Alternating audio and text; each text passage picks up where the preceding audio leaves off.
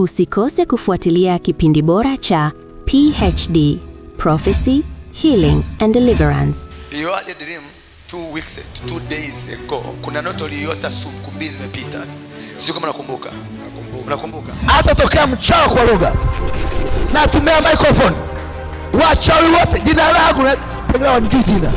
Let prophet Philbert Pasco. Na wapiga. Saga kwa jina la Yesu. Wasageka. Ndani ya kipindi hiki utaona shuhuda za watu mbalimbali wakifunguliwa, wakitabiriwa na kuwekwa huru kwa nguvu za Mungu. Kipindi hiki kinaletwa kwenu na Pastor Samuel Christ, Pastor Elizabeth Christ na Pastor Cecilia Christ. Kipindi hiki hurushwa kila siku ya Jumatatu, Jumatano na Ijumaa kuanzia saa 3 usiku hadi saa 4 usiku hapa JN Power TV. Hello mpenzi mtazamaji wa JN TV. Ni siku nyingine tena sisi watumwa wako tuko mbele zako kukuletea kipindi bora kabisa cha PhD. Kipindi kizuri cha Prophecy, Healing, Deliverance. Sisi tuko hapa kwa ajili ya kukuletea uchambuzi wa kina, unabii, maombi, kufunguliwa. Tuko mahali hapa, siko peke yangu. Mimi ni Samuel Christ, niko pamoja na Elizabeth Christ.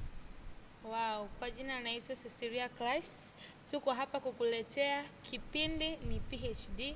Tunakuletea Prophecy, Healing and Deliverance zinazopatikana katika kanisa la Bwana Yesu kwa mataifa yote chini ya Prophet Philbert Pasco. Nipende kukualika, nipende kukukaribisha, karibu sana, usiondoke kwenye TV yako. Leo tuna shuhuda zilizonona, tuna shuhuda za kukutoa, za kukuinua kutoka sehemu moja kukupeleka sehemu nyingine. Yes, penzi mtazamaji, nipende kukwambia usitoke kwenye kiti chako. Waalike ndugu, jamaa na marafiki. Waambie muda wa kipindi chetu pendwa cha PhD umeshawadia. Waalike mkae katika kiti, na kama umeshakaa tafadhali usitoke sana mahali hapo, maana Mungu amekukusudia wewe siku ya leo ili aweze kukufungua. Usitoke, nasi tunaenda moja kwa moja kuanza kipindi chetu pamoja na wewe. Dada Eliza. Bwana Yesu asifiwe. Amina kaka Samuel. Bwana Yesu asifiwe. Amen. Dada sisi Bwana asifiwe. Shalom, shalom. Shalom. Amani ya Kristo iwe nanyi. Amani ya Kristo iwe nanyi. Amen. Amen. Sasa tunaenda kuwaletea ushuhuda wa kimataifa. My God. Kanisa letu linaitwaje?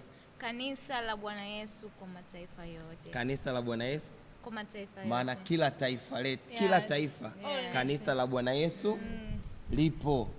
Yes. Ushuhuda unaofuatia ni ushuhuda wa Mwarabu. Ushuhuda wa nani? Wa Mwarabu kutoka Oman.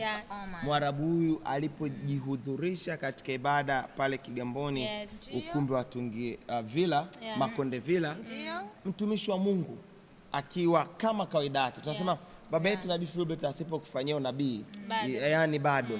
Yani kwa siku lazima afanye unabii. Sasa wakati anaenda katika kufanya unabii, akakutana na yule Mwarabu. Cha kwanza kabisa, Mwarabu kutoka Oman, mgeni, hamjui Philbert, hajui chochote, lakini Mungu aliyopo kwa baba yetu Nabii Philbert anamjua Mwarabu ni nani. Baba yetu Prophet akamwambia hivi, naona umepigwa, ulitakiwa kuwa mtu mkubwa. Mpenzi mtazamaji, unaweza ukawa unatufuatilia tunavyosema amepigwa, unaweza usielewe kadhaa labda amepigwa na watu. Hapana. Kupigwa tunakozungumzia sisi ni kupigwa katika ufalme wa giza. Kupigwa katika ufalme wa giza. Kolosai 1:13. Biblia inasema hivi, naye alituhamisha akatuokoa kutoka katika nguvu za giza, akatuweka, akatuhamisha katika ufalme wa mwana wa pendo lake. Kutoka katika nguvu za giza, dada Ceci na dada Eliza, tafsiri yake ni kwamba giza lina nguvu. Sasa Mwarabu yeye akiwa Oman, baba anasema amepigwa, alitakiwa kuwa mtu mkubwa. Kumbe giza kutoka kwa Oman lilimpiga. Ni kweli. Lilipompiga likamsababisha ashindwe kupiga hatua. Ni kweli. Kwenda hatua kubwa ya maisha. Ni kweli kaka Sam. Yaani hivi vitu ni vipo. Sio kwa Mwarabu peke yake. Hata kwa wewe unayenitazama hapo. Yamkini kuna namna moja au nyingine ulipigwa kwenye huduma yako.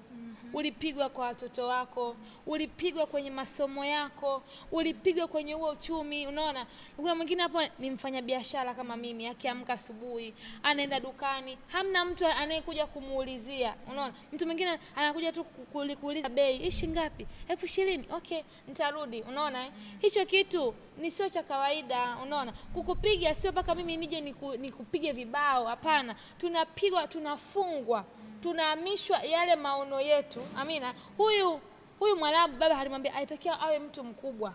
Kwa hiyo ni yamkini hiyo biashara hapo ilipo haikutakiwa iwe hivyo. Amina. Hiyo kazi ulokuwa na ulitakiwa uwe na cheo. Unaona? Kuna mwingine hapa hana kazi lakini sio kwamba hajasoma. Hapana, amesoma, ila kuna mtu kashikilia. Amina. Kuna mtu kashikilia ile kazi yake. Kuna mtu kashikilia ule ukuu wake. Nadhani kaka Sam unanielewa nikiongea. Oh yes. Unanielewa dada Eliza? Yes. Kwa hichi kitu sio kwa Mwarabu tu, hapana. Hata kwetu sisi jamii nzima inayotuzunguka hiki kitu kipo wa Tanzania. Na haya mambo tusipokuwa nayo, na ndio maana tunasema mimi biashara yangu haiendi. Hapana. Unaona? Yaani Mungu alipokupa hayo maono ya biashara, alikuwa anajua huyu binti yangu nikimpa hii kazi itamfaa. Huyu binti yangu nikimpa hawa watoto watamfaa. Huyu binti yangu nikimpa huyu mume atafanyaje? Atamfaa. Na ndio maana siku nyingine ukija kuwa maana mimi ndoa yangu haiendi vizuri. Hapana kaka Sam. Kuna namna tumepigwa au kuna namna tumepofushwa macho yetu kwenye ndoa zetu. Dada Sesi. Yes. Umeelezea vizuri sana. Dada Eliza. Yes. Nguvu za giza zimesababishaje mpaka Mwarabu kupigwa? Yes. Okay.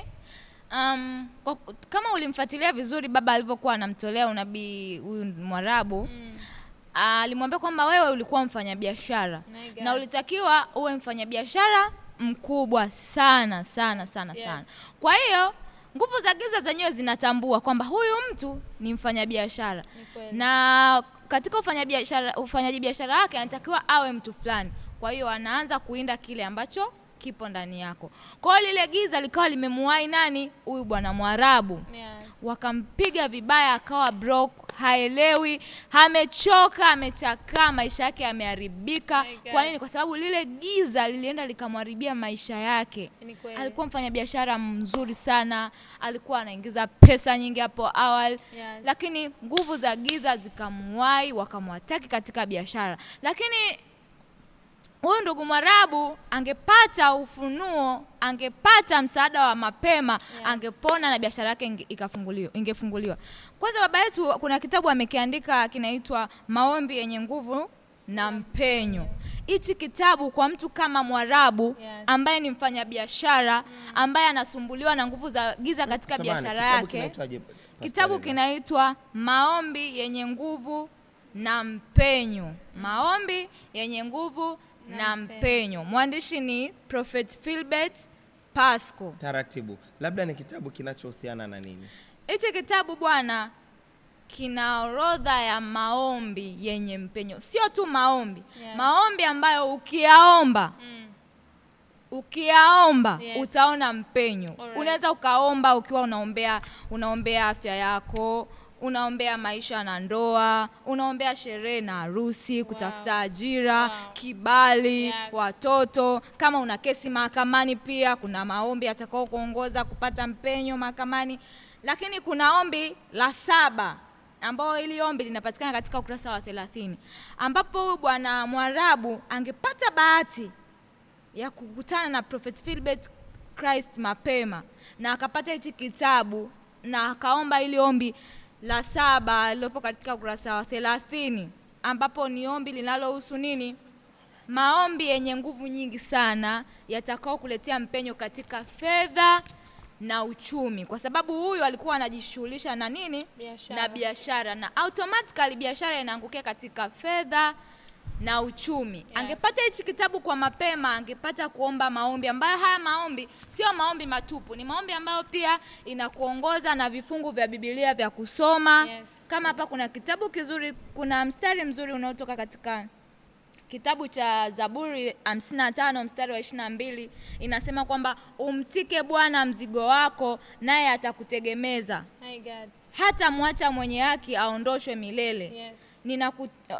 Kwa hiyo hapa bwana Mwarabu angemuomba Mungu, angemtuika Mungu mizigo yake yote ambayo inamsumbua katika biashara yake. Na Mungu kwa kupitia mstari wake huu, kwa sababu Mungu wetu anaangalia neno lake apate kulitimiza. Kwa hiyo Mwarabu angelisimamia huu mstari na kumwomba Mungu mpenyo katika biashara yake, Mungu angemfanyia jambo na nguvu za giza zingemwachia kabisa, na angefanikiwa na angekuwa mfanya biashara mkubwa kama ambavyo Mungu alipanga awe. Dada Eliza, umezungumzia juu ya mpenyo wa uchumi na kibiashara. Ndiyo. Na umesema kwamba kitabu hiki kimejumuisha maombi ambayo yamebeba mpenyo wa kiuchumi na kibiashara. Tukihusisha na kesi ya ndugu Mwarabu ambaye yeye alikuwa na vita ya kibiashara. Labda mimi nataka kuuliza swali. Wako wapenzi watazamaji wetu ambao wapo Kariakoo sasa hivi wanatufuatilia. Wengine tuliona natufuatilia kupitia Mwendo Kasi, TV za Mwendo Kasi. Wengine tumeona natufuatilia kupitia kwenye vituo mbalimbali vya cafeterias na kadhalika. Je, wakitaka kukipata hiki kitabu ili waweze kuomba maombi yaliyoko kwenye hiki kitabu, wanakipataje? Kwa mpenzi mtazamaji ambaye anatutazama majira haya, vitabu hivi vinapatikana ofisi ya makao makuu Kinyerezi madukani, lakini pia kuna mawakala ambao watakuwa na hivi vitabu muda sio mrefu maeneo yote.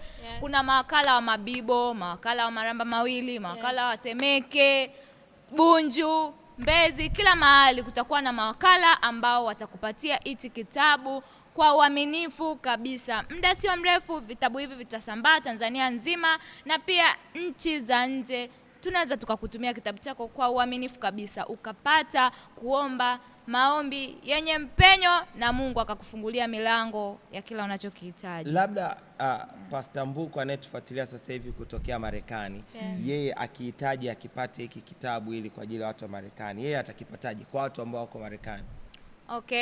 Kwa watu walioko Marekani pia umbali sio tatizo. Tunaweza tukakutumishia kwa ndege pia. Kuna makampuni ya cargo pia wanaofanya usafishaji wa mizigo, tunaweza tukakutumishia kitabu chako na kikakufikia kwa uaminifu kabisa na ukapata kuomba maombi yako. Umbali sio kikwazo. Lakini pia kwa wakazi wa hapa Dar es Salaam na mikoa yote ya Tanzania, unaweza ukapiga namba za ofisi ya makao makuu Kinyerezi madukani. Namba za simu ni 0717 51 58 80. Narudia tena, namba utakaopiga upatiwe kitabu ni 0717 51 58 80. Piga masaa 24 utapatiwa huduma kwa uaminifu kabisa. Labda dada Sesi, hiki kitabu ambacho mtumishi wa Mungu ameelezea kwamba Mwarabu alihitaji apate maombi yenye mpenyo wa fedha na uchumi. Labda nataka nifahamu kitabu hiki cha nguvu ya maombi ya mpenyo kimejumuisha maombi ya aina gani, ili mpenzi mtazamaji asije akasema je, mimi ambaye nataka ndoa, nataka ajira, je, yapo hayo maombi ya namna hiyo? Ni kweli kabisa kaka Sam, na hichi kitabu kimejumuisha maombi mengi sana. Ya kwanza inasema maisha ya ndoa. Unaona, hichi kitabu kinatufundisha kuombea ndoa zetu. Kumbe hiki kitabu dada Eliza kina mpenyo wa ndoa. Wewe bibi na bwana harusi au bwana mke na mume ambao mpo kwenye ndoa, hamuelewani, mnatafuta mlango wa amani ndani ya familia, kitabu hiki kinakuruhusu. Ni kweli. Na ombi lingine linasema kuombea sherehe ya harusi. Sherehe ya harusi. Ngoja kwanza. Huu mstari kaka Sam, nataka nieleze kidogo. Unajua unapotaka kufunga harusi, ni kuna vitu vingi huwa vinainuka. Yes, unaona yani tusifurahie kwamba nimefunga ndoa, hapana. Nishe kusikia ushuhuda mahali, unaona? Yani binti siku ya harusi yake kila kitu ameshagaramia, ukumbi kila kitu kimeshalipiwa, ukumbi Mlimani City umelipiwa. Mwanamume anapata kichaa. Wewe Mwanaume anapata kichaa. Siku yani leo Jumamosi mimi naenda kufunga ndoa kanisani. Mwanaume anapotea, mwanaume anapata kichaa. Hivi vitu ni vipo sana sana. Kwa hiyo inatupasa tuombe. Inasema ombea sherehe ya harusi. Dada, sisi shikilia hapo. Yes. Dada Eliza, wako wapenzi watazamaji wetu hapa wanapanga kuhusiana na sherehe. Kumbe hiki kitabu pia kinawahusu. Yes, kinawahusu sana. Kinawahusu sana. Na nahisi baba yetu ameandika ombi kuhusiana na sherehe ya harusi kulingana na kwamba kila mtu alikotokea kuna madhabahu ya kwao. Yes. Na kuna madhabahu nyingine haitaki kabisa harusi. Yaani madhabahu inachachamaa kwamba wewe utaolewa gizani usiku, ndoa yako ya kimya kimya umepotea, ndo harusi hiyo. Lakini ile harusi ya mchana kweupe kuna madhabahu haikubali kabisa. Kwa hiyo wewe ukishatambua kwamba madhabahu ya kwenu hairuhusu mtu kuolewa kwa harusi, hairuhusu mtu kuolewa kwa heshima, ni lazima utasimamia hilo ombi, mwambie baba, mimi nitakuwa wa kwanza kwetu kuolewa kwa harusi. Mimi lazima nifunge harusi. Lazima sherehe ifanyike kwetu. Unasimamia lile ombi na Mungu atafanya mpenyo, utaolewa kwa harusi kubwa ya heshima. Amen. Kwa muda wetu ni mchache, dada Eliza na kaka Sam. Hebu tuseme haraka haraka alafu tutaelezea maombi mawili matatu. Kuna hili ombi lingine la tatu linasema kutafuta ajira pia lipo. Kuna lingine linasema kibali kisicho cha kawaida. Amina. Wow. Hebu tuelezee. Kibali kisicho cha kawaida. Kuna watu mnaweza mko maofisini, mnatafuta ajira, mnatafuta ndoa, lakini kile kibali umekikosa. Unatafuta promotion, lakini kile kibali umekikosa. Lakini napenda kukuhakikishia utakaposoma hiki kitabu kina muongozo wa maombi kwa ajili ya kutafuta kibali kisicho cha kawaida, ambacho utakapokisoma na kuomba hayo maombi, hakika ndani ya muda mfupi utaona mlango wa kibali kisicho cha kawaida kimefunguka kwako. Iwe ni ndoa, iwe ni biashara, iwe ni uchumi, utamwona Mungu. Amen. Kuna ombi lingine linasema watoto na uzao wako. Hili ni ombi ambalo kwa watu ambao mama, baba, hichi kitabu kinakuhusu. Hata yani ukimnunulia mwanao ni kinamsaidia shuleni, kinamsaidia katika kuongeza maarifa. Kuna ombi lingine linasema kesi mahakamani. Kuna ombi lingine linasema fedha na uchumi, ambao ndio tumetoka kuzungumzia hapo dada Eliza. Kuna lingine linasema kuombea ombi la utumishi. Amina. Utumishi, the pastor, wewe ni mwimbaji, ni mtumishi wewe. Amina. Kuna ombi lingine linasema vita dhidi ya maadui. Amina. Vita dhidi ya maadui. Watu wengi tuna vita dhidi ya ndugu, jamaa, marafiki, Kila mtu anakuonea wivu yamkini, lakini hili ombi ukiliomba kwa uaminifu, kumwambia Mungu, hebu ondoa hawa maadui waliokuwa mbele yangu. Mungu, hebu ondoa hii ghasia, ondoa hii keshikeshi ambayo inanifuatilia katika maisha yangu. Kuna ombi lingine la uponyaji, kuna ombi lingine la urejesho. Amina. Kuna watu wengine vitu vyetu vimepotelea. Dada Eliza, hebu mwelezee mtu ili ombi la urejesho. Hebu eleza kidogo. Kwenye ile ombi la urejesho kuna vitu vingi ambavyo Mungu alitupa. Lakini kwa sasa hatuvimiliki. Kwa nini? Adui aliviona akaviiba, akachukua. Kuna ile heshima ambayo Mungu alikuumbia, akakuweka duniani, akakufanya kuwa mtu wa heshima. Kuna ule utajiri wa asili ambao Mungu aliweka katika mikono yako. Alikupa utajiri, lakini sasa hivi kwa uhalisia hauna. Mungu utakapomuomba ombi la urejesho, unamwambia Mungu, naomba vile vitu vyote ambavyo uliniumbia vikarejee. Ule utajiri na heshima ambao uliniumbia, Mungu vikarejee. Wale watoto wazuri ambao ulinipa adui akaninyang'anya, Baba na virejesha. Unarejesha vitu vyote ambavyo una uhakika Mungu alikupa, adui akakunyang'anya. Na Mungu kupitia hayo maombi ya urejesho, Mungu atakurejeshea vyote na utakuwa mtu wa heshima. Amen.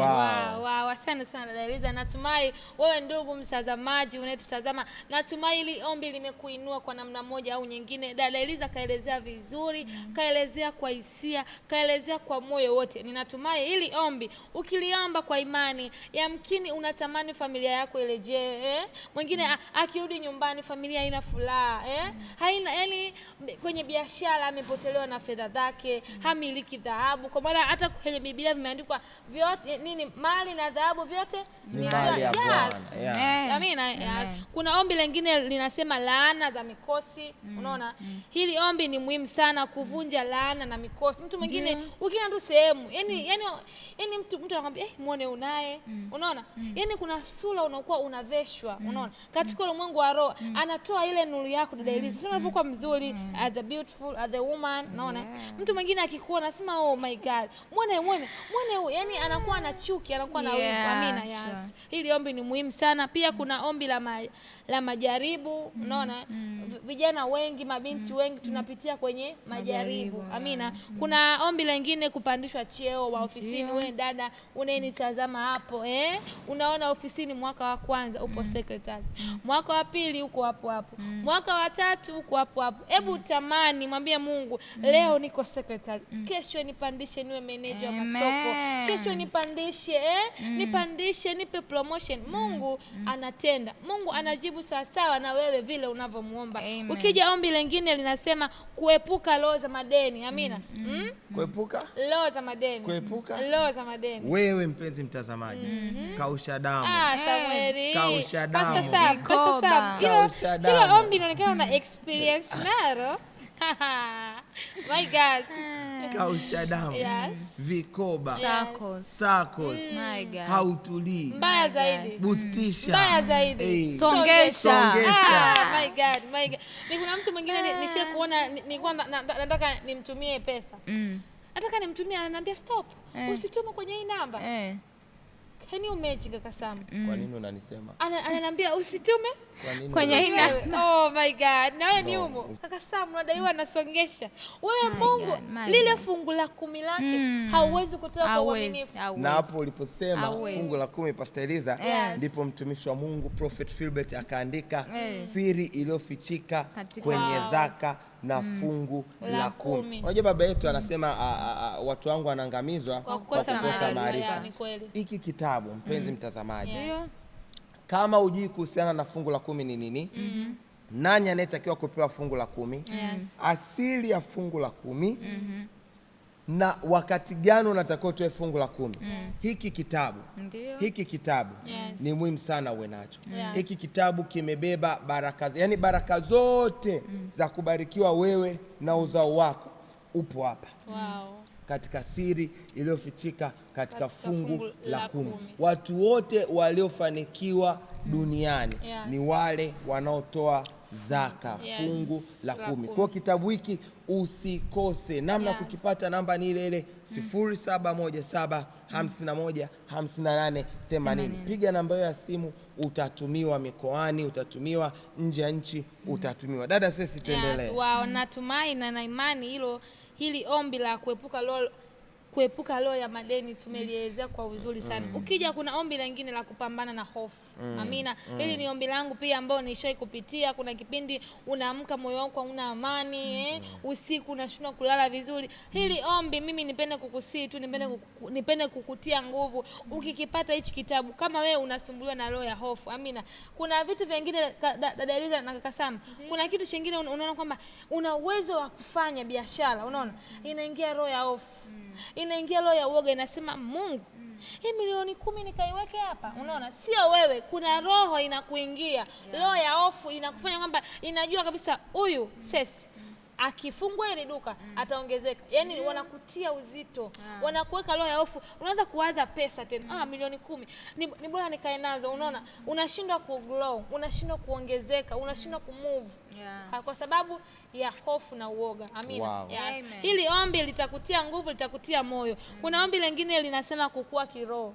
Pastor, hebu tuelezee. Kukua kiroho. Yes. Ukiona mtoto yote anayezaliwa lazima akue.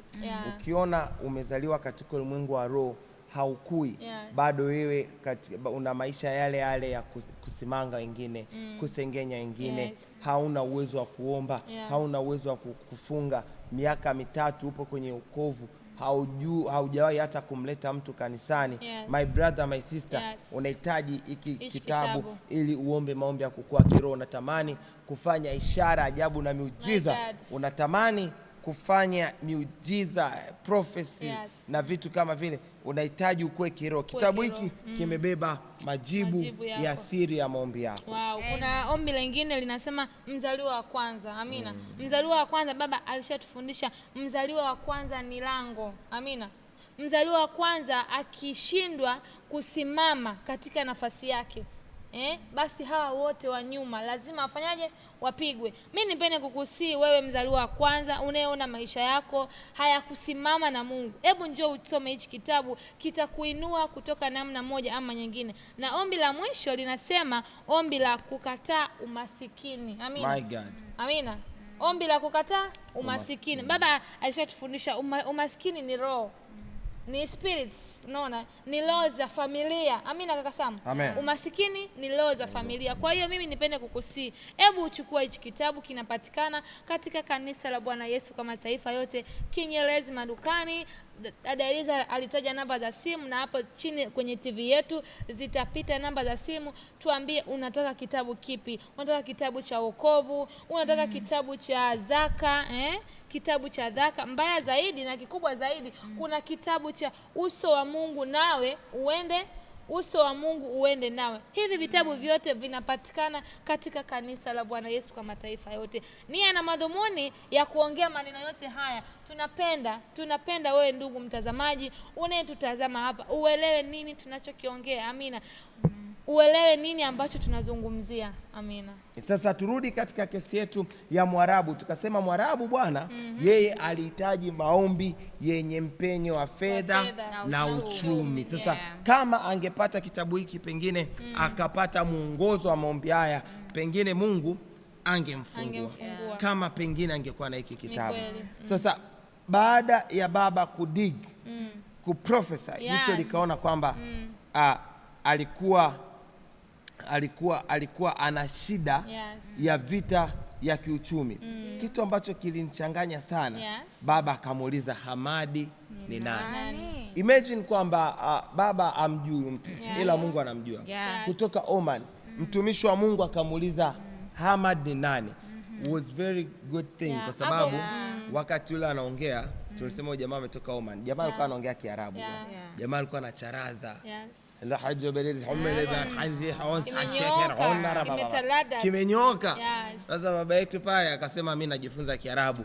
Uzuri alikuja na msaidizi wake. Yule msaidizi ndo akawa anamtafsiria baba. Akamwambia bwana, Hamadi ni baba, ni babake. Mtumishi wa Mungu, kuna neno unataka kuongea? Hapo nitaka kusema kwamba hanini baba alimuuliza Hamad ni nani. Ninaamini wewe ndugu mtazamaji, hapa baba alikuwa anatafuta chanzo. Sidhani kama mnanielewa. Mpaka sababu ya kumuuliza Hamad ni nani. Unaona, baba anatafuta huyu Mwarabu, kwa nini yuko hivi? Huyu Mwarabu, kwa nini vita yake kubwa ilikuwa ni uchumi? Huyu Mwarabu, kwa nini macho yake yalikuwa hayaoni vizuri? Anatafuta source, anatafuta chanzo cha yeye kupitia haya. Alikuwa anatafuta chanzo. Yes. Pastor Eliza, baada ya mtumishi wa Mungu kumuuliza Hamad ni nani, kitu gani kiliendelea? Nachokumbuka baada ya mtumishi wa Mungu kumuuliza huyu Mwarabu, Hamad ni nani kwenye maisha yako? Ndo yule msaidizi wake akamtafsiria, kwa sababu alikuwa anaongea Kiarabu na baba alikuwa anazungumza Kiingereza na Kiswahili. So akamwambia Hamad ni babake mzazi na Mwarabu. Sio, unanielewa? Baada ya kumwambia kwamba Hamad ni baba yangu mzazi, akamuuliza swali lingine, na Muhammad ni nani kwenye maisha yako? My God. Listen. Yani baba ameona Hamad, akaona na nani? Akaona na Muhammad. Who is Muhammad? Muhammad alikuwa ni grandfather wa huyu Mwarabu, alikuwa ni babu wa nani? Wa Mwarabu. Wa Mwarabu. Na kumbe source ya huyu Mwarabu kuteseka kwenye maisha yake ilikuwa ni roho chafu iliyotoka kwa Muhammad ambaye alikuwa ni babu yake na huyu Mwarabu. Sio, umeelewa hapo? Yaani familia iko Oman, Yes. lakini mtumishi wa Mungu akiwa Kigamboni, Tungi My Mnadani, God. anaiona familia yote mpaka roho chafu ya babu yake, Ya babu Nachoka yake. mimi. akiwa mganga, Yeah. akiwa Oman, mtumishi wa Mungu anaiona. Oh my God. God. Endelea My mtumishi wa God. Mungu, endelea mtumishi wa Mungu. Kwamba hii roho chafu ambayo inatesa familia ya Hamad na inayomtesa na Mwarabu mwenyewe ni roho chafu iliyotoka kwa babu yake Muhammad, ambaye huyu Muhammad yeye alikuwa anafanya kazi gani? Huyu Muhammad Nani bwana, akauliza hapo?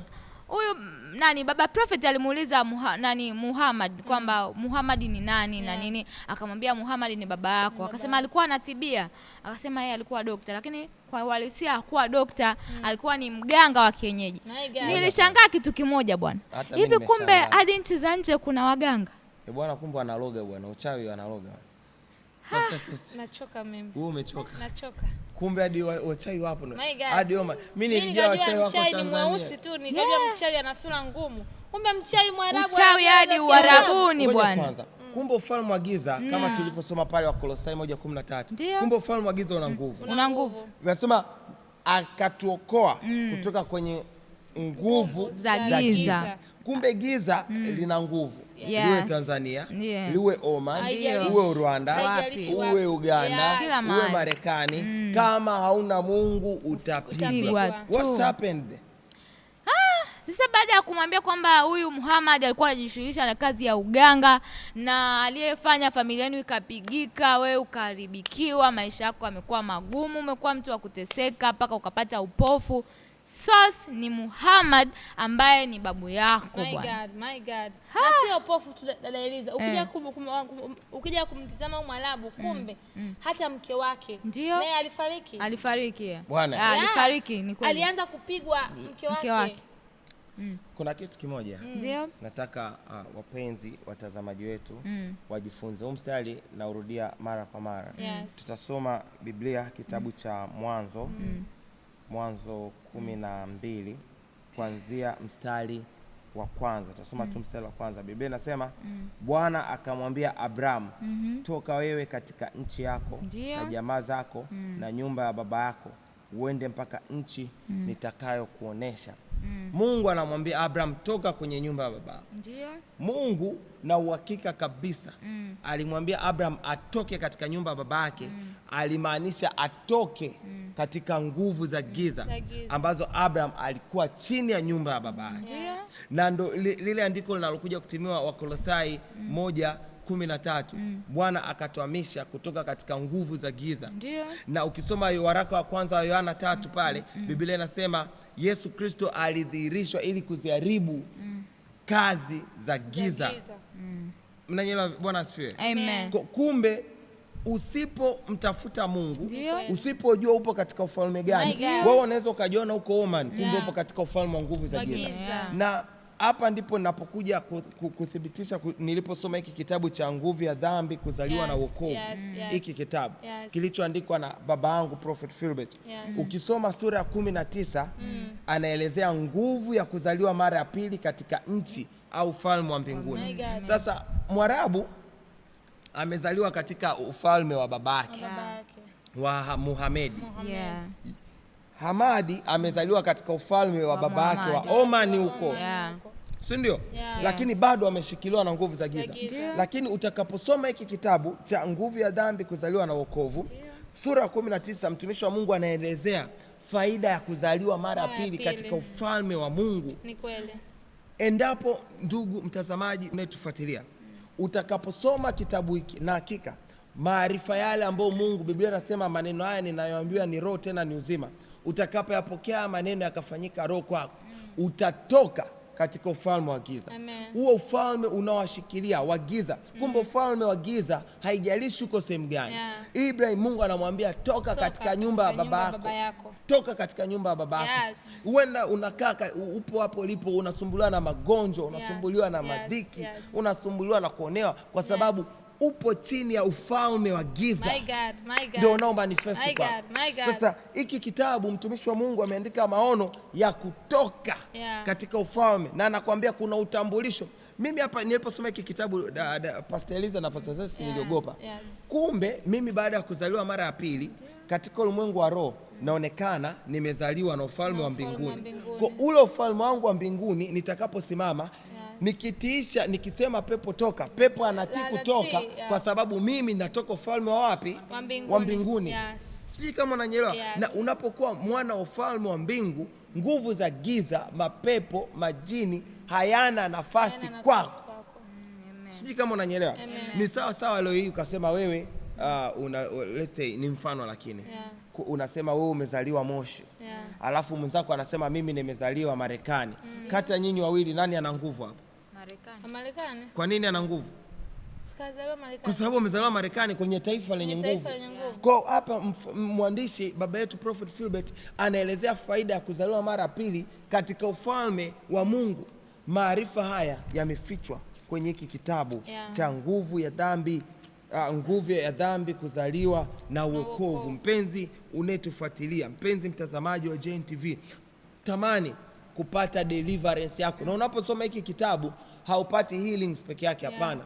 Kitabu hiki kipo full package. Unapata healings, deliverance na uponyaji. Unapata uponyaji, kufunguliwa na unabii na prophecy. Yaani utakaposoma hiki kitabu Mungu anaachilia maarifa hayo. Unajikuta katika kitabu hiki unakuja unafunguliwa kabisa kabisa kabisa. Kwa hiyo nipende kukutia moyo mpenzi unayetufuatilia kupitia JNPA TV, usipange kukikosa kitabu hiki. Piga simu namba 0717515880 na utatumiwa kitabu hiko. Kumbe sasa Bwana Mwarabu alikuwa amezaliwa katika ufalme wa giza. Babu yake alikuwa mganga.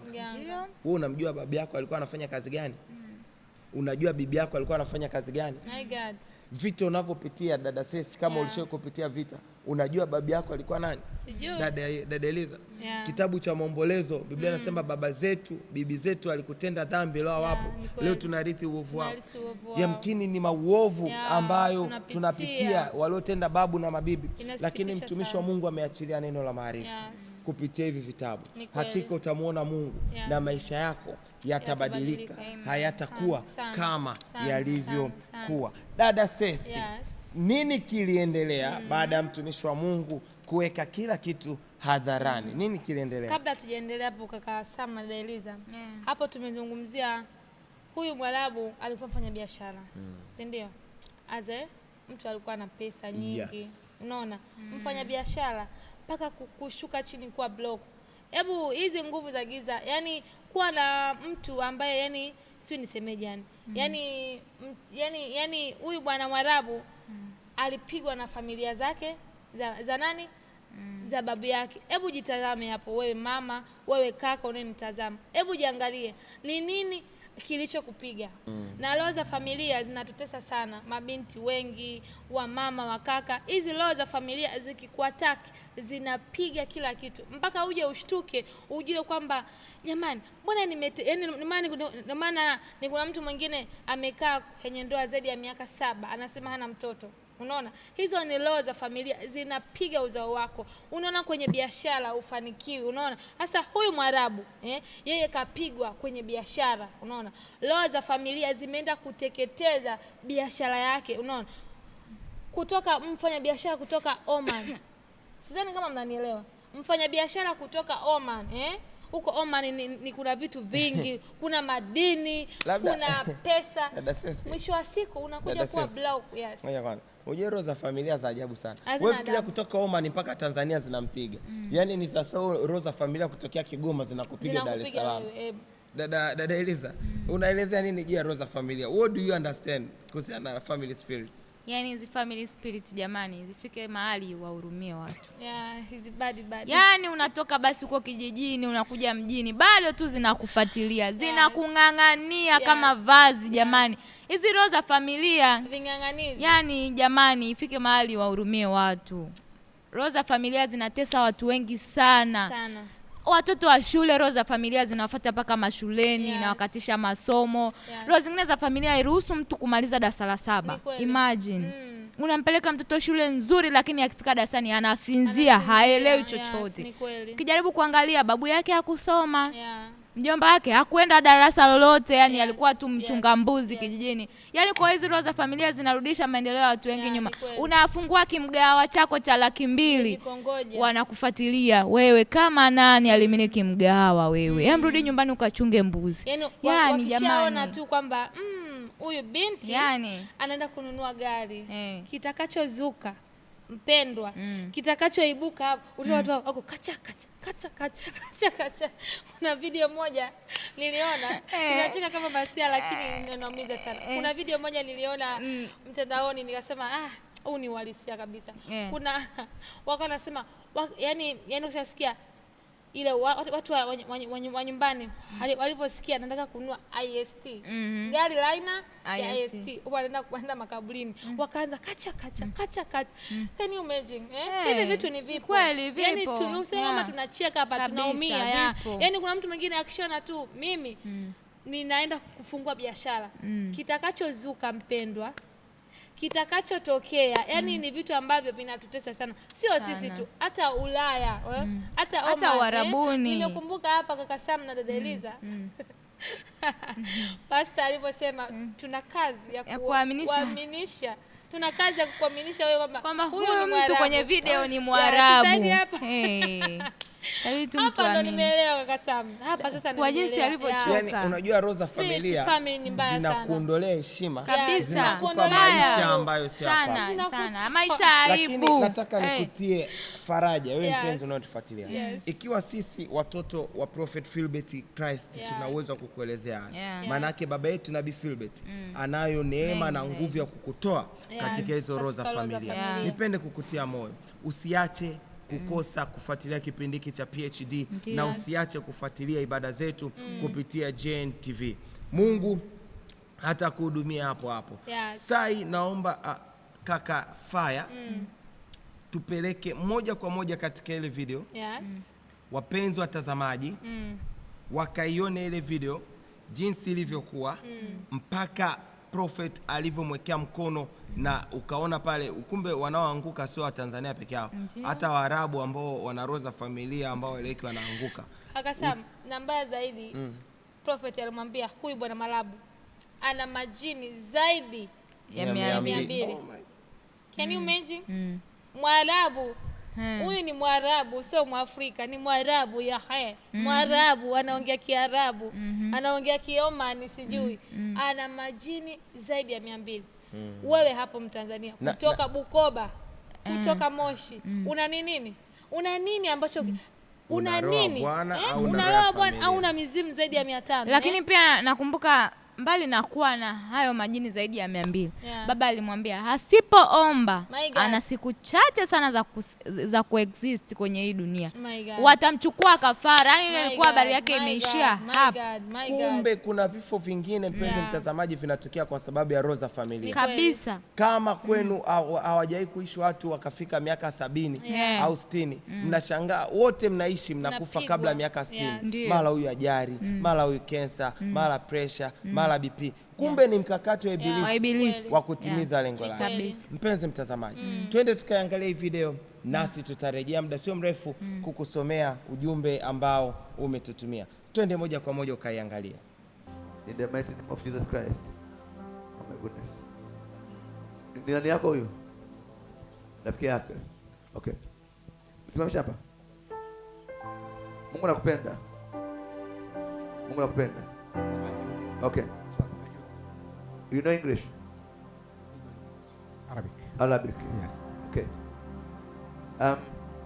There is a spirit. Yes. Unajua Kiarabu? Yes. Unajua Kiarabu? Unajua Kiarabu. Huyu mzee amepigwa. Naam. Na he was supposed to be a rich man. Naam. And it was because of trading. Ni kwa sababu ya trading, ya biashara. Naam. And he's supposed to be Prophesy daddy. Nipa daddy. Uzi Amadi. Baba yako. Amadi kwa wapi? Ina Oman. I say spirit this man was supposed to be a great man in his family. Alipaswa mtu mkuu kwenye familia yake. Ninamwona roho chafu inaanza kumshambulia Ahmad Mohamed. Ahmad. His name is Sultan. His name is Sultan. Sultan. Yes. Naongea Ahmad, huyu Muhammad baba yake. Roho inaanza kumshambulia Muhammad. Muhammad yuko Arabuni. Yuko Arabuni. Anafanya kazi gani baba yake? Mstaafu sasa. Ni mstaafu. Amen. Muulize huyu mzee kwa nyumba yao kuna spirit inaataki familia. Huyu ndaibidi awe na hela nyingi kuliko wengine wote. Lakini spirit alipoanza kufanikiwa ilitoka. Oh my God. Prophesy. Go deeper daddy. Give a pen in the Bible. Zoom. Let a pen na karatasi pale. Kuna jina linaanza hivyo. Adoni ndani yake. Abdi, yes. Yes, who's this? His baba yake mkubwa. Babake mkubwa. Anafanya kazi gani babake mkubwa? Anafanya kazi gani babake mkubwa? Wizara ya afya. Nani anafanya kazi ya matibabu? Yaani anafanya kazi ya matibabu ni nani? Nani anafanya mambo ya kutibu watu? Babu yake. Babu yake huyu. Nani anafanya kazi ya kutibu watu? Babu yake.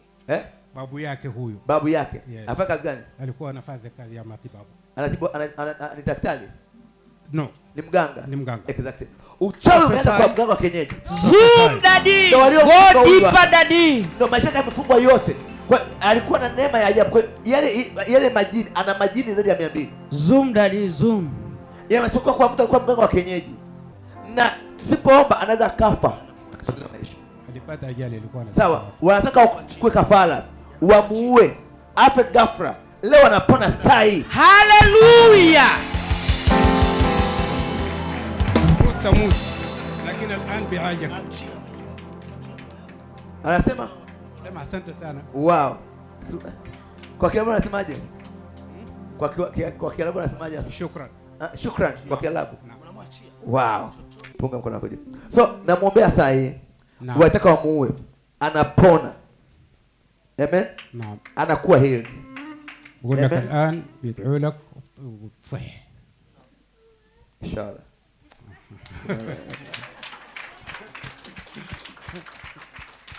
Ishara. Imekaa vizuri eh? Chukua damu yako na ya Musa hii ikakuachie. You spirit in the name of Jesus. Leave this man. Go. Go. Go. Go. In the name of Jesus. Pigo. Alikuwa anajisikiaje? Shida yake alikuwa anajisikiaje? Okay. In the name of Jesus, I command your eyes to be patient. Amen. I declare life. Amen. I declare life. Amen. I declare life. Amen. I declare life. Amen. Amen. Macho yanatoka kwa Kiswahili. Kwa Kiarabu macho. Uyun. Uyun. Uyun. To you. Uyun. Uyuni. Uyun. I command you uyun. Mwambia anaona nini kwenye uyuni? الان حاسب ايش؟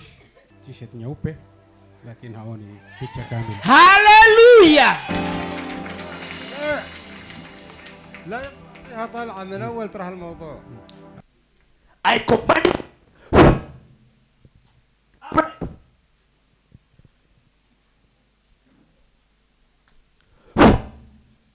Abraham. Mwambie namhakikisha napona. Amen. بقول لك باكد لك اني بعالجك. طيب. Namhakikisha napona na ataoa. Amen. متزوج. وبتتزوج. Sawa eh? Njoo, nifuate. Wala usishike mkono atafika mwenyewe. Mwambie kae. Atakaa. اجلس. Yes, tumerejea tena mpenzi mtazamaji wa JN Power TV.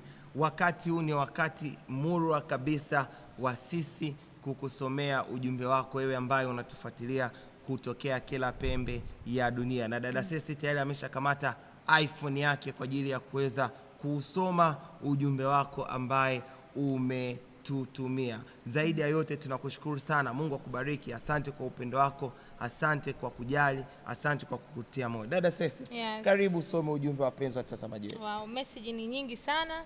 Kuna huyu mwingine anasema, Shalom, naitwa Dada Pendo kutoka Dodoma. Ninawafuatilia kupitia Azam. Amesema hichi kipindi ni kizuri na Mungu awabariki. Amen. Amina sana Dada Pendo, tunakushukuru sana na sisi tunakupenda. Kuna huyu mwingine anaitwa, Shalom watu wa Mungu, nisome kwa jina la Mama Ana. Wow. Nisome kwa jina la Mama Ana. Anasema, mimi natokea Bukoba. Wow. Mimi natokea Bukoba. Mtumishi wa Bwana Prophet nilishawahi kumuona akifanya huduma Bukoba. Wow. Amen. Wow. Na I think ilikuwa ni mwaka jana mwaka jana. Mwaka jana ndo baba alienda Bukoba. Yes. Wow. Mungu akubariki sana Mama Ana. Baba alikuwa Bukoba pale. Wow. Hiyo ni faraja sana kwetu, tunakushukuru sana. Endelea kutufuatilia, endelea kumfuatilia baba yetu Prophet Philbert Pasco. Pia mwingine huyu anasema Shalom watu wa Mungu. Shalom. Naitwa Daniel kutoka Gongo la Mboto. Wow. Naitwa Daniel kutoka Gongo la Mboto. Ibada yangu ya kwanza huwa nasali Kigamboni. Wow. Huwa anasema ibada yangu ya kwanza huwa nasali Kigamboni. Nilielekezwa na jirani tu. Amen. Lakini Mungu amenitendea mambo makubwa katika madhabahu ya, ameandika, nabii wa Bwana Philbert. Amen. Wow. Hii ni faraja sana kaka Daniel. Mungu akubariki sana. Endelea kufika pale katika kanisa la Bwana Yesu lililopo Kigamboni mnadani Tungi. Haujakosea njia wala hujakosea mlango. Uko mahala sahihi kabisa. Kama wewe ulivyoelekezwa, naye muite mwenzako, wote mkapokea hiyo neema. Amen. Naitwa Evarist Lukamba, natokea Tabata Bima. Wow. Mungu awabariki. Kanisa la Bwana Yesu kwa mataifa yote ninalifahamu na nilishawahi kuja nikamleta mama yangu akapona miguu. Wow. Amen. Can you imagine? Wow. Alishawahi kuja. Yes. Hakuja peke yake. Alikuja na mama yake. Alikuwa na matatizo ya miguu, akapona na miguu. Je, wewe uko hapo? Unasumbuliwa na nini? Unasumbuliwa na figo? Unasumbuliwa na maini? Kuna mwingine mama yako amelala kitandani, ameshazunguka hospitali zote. Hebu mlete, njoo katika kanisa la Bwana Yesu kwa mataifa yote. Na kama uko mbali, endelea kutufuatilia kwenye TV, endelea kutufuatilia YouTube, Instagram, TikTok. Ibada zetu zinakuwa live mitandao yote ya kijamii. Yes, mpenzi mtazamaji, asante sana kwa ujumbe wako ambao umetutumia. Namba yetu ya simu ni ile 0717 51 58 80. Kipekee kabisa napenda kuwashukuru wewe ambaye umekuwa pamoja nasi kuanzia mwanzo wa kipindi mpaka mwisho wa kipindi. Hakika tunakumiminia baraka zote za rohoni na za mwilini chini ya neema ya baba yetu Nabii Philbert Christ. Hapa studio sikuwa peke yangu. Mimi ni Samuel Christ, nilikuwa pamoja na Elizabeth Christ. We love you. Kwa jina naitwa Cecilia Ivan Yoram. Ni sisi vijana wako kabisa, vipenzi wa kipindi pendwa kabisa, kipindi Mulwa PhD. Nipenda kukusi next time, usikose. Karibu sana na Mungu akubariki. Bye. Amina.